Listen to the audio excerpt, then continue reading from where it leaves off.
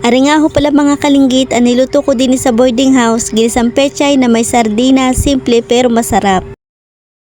Habang pauwi nga ho pala ako ng boarding house mga kalinggit, ay may nadaanan nga ho pala ako nagtitinda na rin pechay.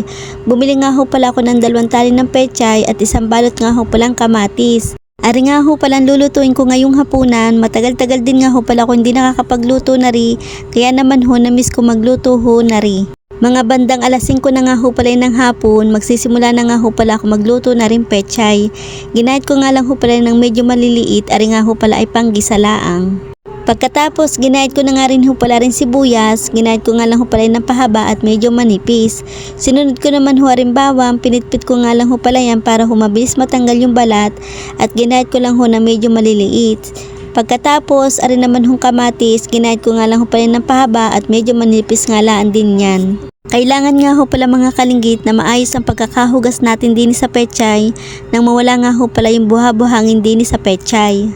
Pagkatapos ko nga ho pala mahugasan na rin pechay ay magsasalang naman ho tayo ng kawali at maglalagay naman ho tayo ng mantika. Kapag mainit na, ilalagay na ho natin arin sibuyas at bawang, halu-haluin lang ho natin hanggang sa maging brown. Kapag okay na, ilalagay na ho natin aring kamatis. Halu-haluin lang ho natin hanggang sa magisa-gisa ito at pag nga ho pala nalabas na yung katas, ay ilalagay na ho natin aring pechay. Kapag nga ho pala nailagay na natin lahat, halu-haluin lang ho natin ng kaunti. Tapos maglalagay naman ho tayo ng mga pampalasa, ng asin, umami, paminta. Tapos halu-haluin lang ulit natin para yung lasa ay magmix sa ating gulay. Na magisa-gisa na nga ho pala natin arin ng kaunti, atin muna nga ho palang tatakluban para ho mabilis maluto. Makalipas ang ilang minuto, medyo malambot na nga ho pala rin gulay, ilalagay na ho natin arin sardinas at maglalagay din nga ho pala ko dyan ng kaunting tubig at mag-add din nga ho pala ko ng kaunting patis. Halu-haluin lang ho natin para yung lasa ay magmix sa ating gulay. Tansyahan na nga ho pala mga kalinggit ang paglalagay ko dyan ng mga pampalasa. Atin mo na nga ho palang titikman kung tama na ho yung pagkakatimpla ko ho din sa gulay. Kapag okay na tama na ho yung lasa, atin na nga ho pala nang hahanguin at luto na nga ho pala ari. Ang gusto ko nga ho pala mga kalinggit sa luto ng gulay ay medyo luto nga ho pala at ayaw ko nga ho pala ng medyo half cook.